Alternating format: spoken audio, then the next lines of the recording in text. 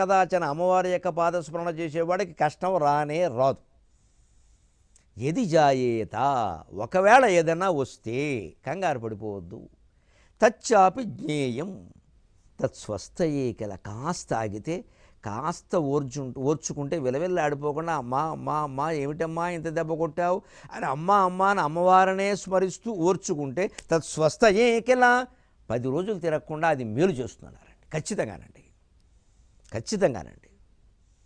నేనైతే చాలా ధైర్యంగా నిజాయితీగా చెప్పగలను, ఇది అనుభవించి చెబుతున్నాను అని. ఆ ఓపిక ఉండాలి. అమ్మవారు మనకు అన్యాయం చేయదు, మనమే దేవుడికి అన్యాయం చేస్తాం, కానీ దేవుడు ఎవరికి అన్యాయం చేయదు. తత్స్వస్థయే కిల, దానికి నీలమరాజు లక్ష్మీప్రసాద్ గారి పుస్తకం నుంచి మంచి ఉదాహరణ చెబుతాను. ఇదైతే నాటుకుంటుంది బాగా. ఒక భగవద్భక్తుడు యోగి అయిన వాడు ఒకడున్నాడు. వాడు ఏదో విదేశాలు బాగా పూర్వకాలంలో ఒక 100 ఏళ్ల క్రితం ఏదో ఓడలో విదేశాలు వెళ్ళాడు.